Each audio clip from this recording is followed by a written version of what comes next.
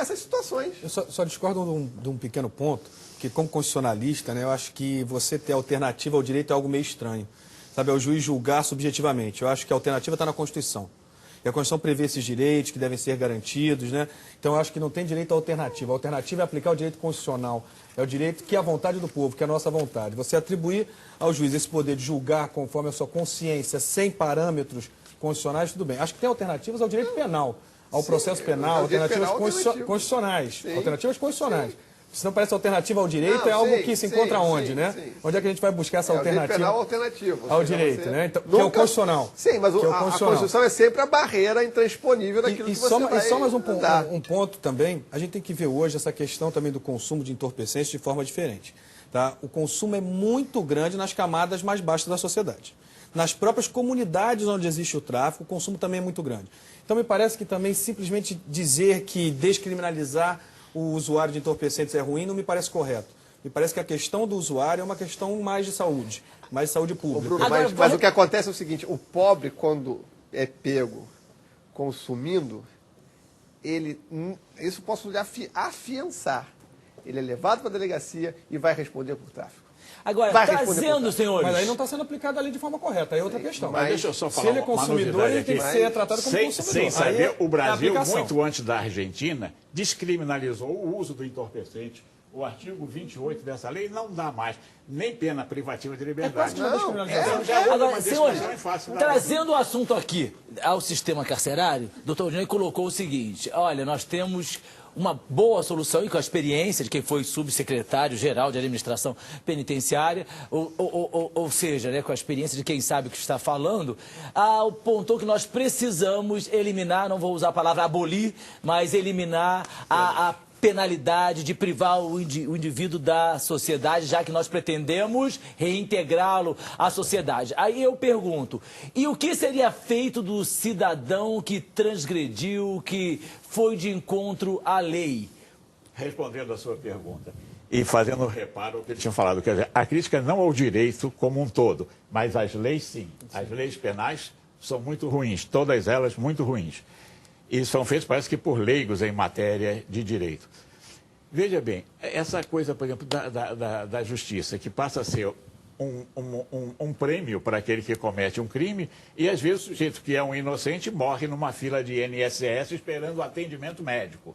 Aí o cara diz, por que você não cometeu um crime? Você teria 7... Mas eu quero abrir um parênteses aqui que o nosso presidente sugeriu ao Barack Obama, presidente dos Estados Unidos, adotar o sistema único de saúde lá, porque ele disse que é de qualidade e é universal. Fechando parênteses, que não é o assunto do nosso programa, a palavra está devolvida ao senhor. Ele pôs em dúvida. Então, veja bem, o que nós achamos é o seguinte, que a pena privativa de liberdade, isso é um problema mundial. Ninguém ainda chegou a ponto de descobrir um sucedâneo. Agora, a solução disso, e aí respondendo ao doutor Bruno, me parece que não se deve confundir, e aí está as mendácias da lei, não se deve confundir culpabilidade com periculosidade.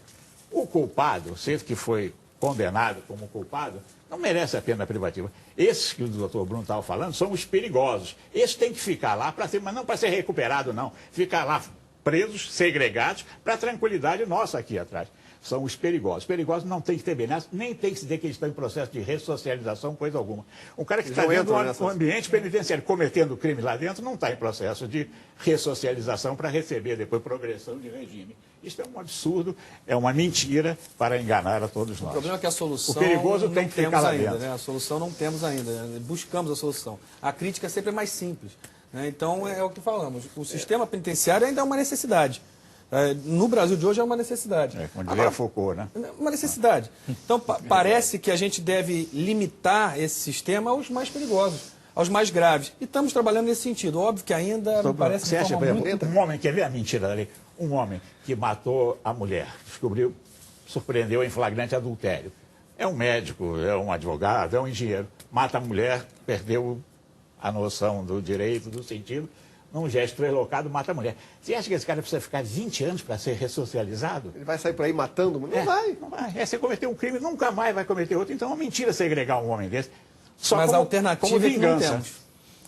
Aí eu coloco para os senhores o seguinte: a Constituição brasileira tem 32 incisos no seu artigo 5º, tratando das garantias fundamentais do homem preso e tudo mais. A Lei de Execução Penal, incisos de 1 ao 15º do artigo 41, que dispõe sobre os direitos infraconstitucionais do sentenciado. Tem a resolução da ONU, que fala das regras mínimas para o tratamento do preso, tem a Declaração Universal dos Direitos e tudo mais. Aí o doutor Luiz Fernando já colocou o seguinte: a legislação existe, o problema é como implementá-la.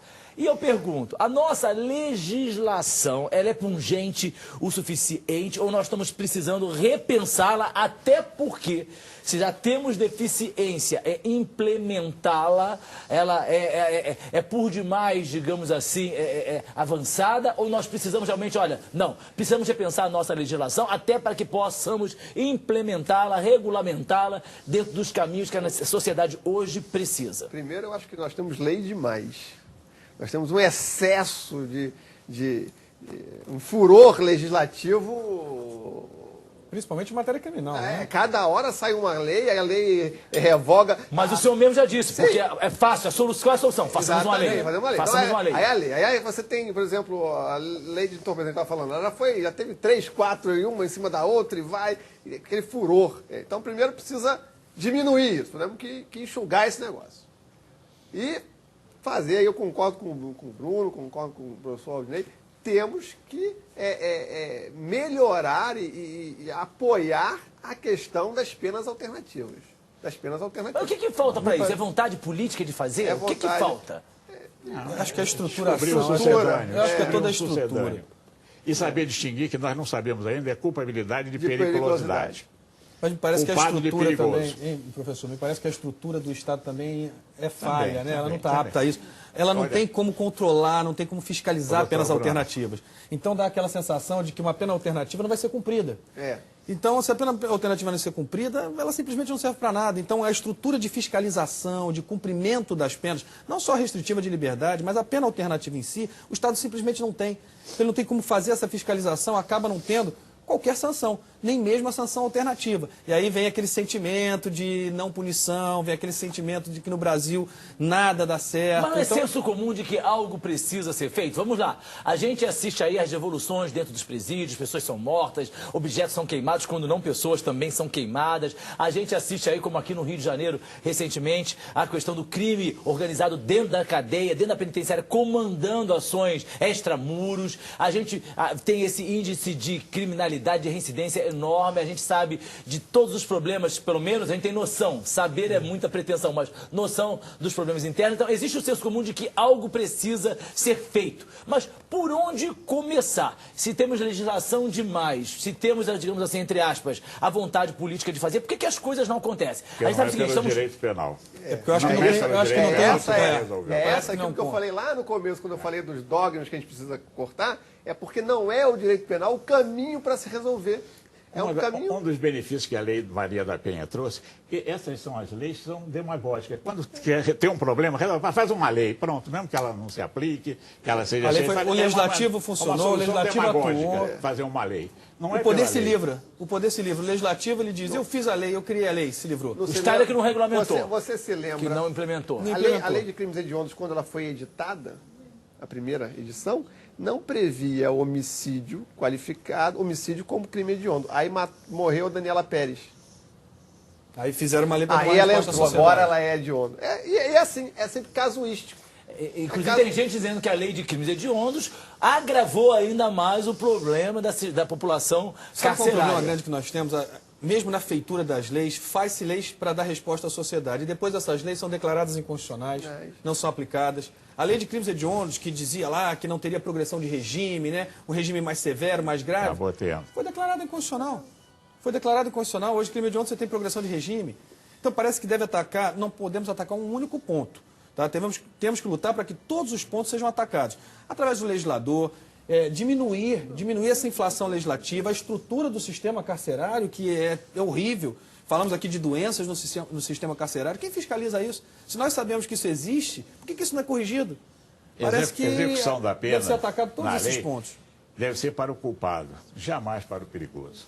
Essa distinção tem que ser feita. Nós estamos nos aproximando do final do ano, os sinos de Natal começam a tocar e vem aí o indulto de fim de ano, onde milhares de presos beneficiados não retornam para trás das grades e caem no mundo do crime. Sobre isso nós vamos conversar.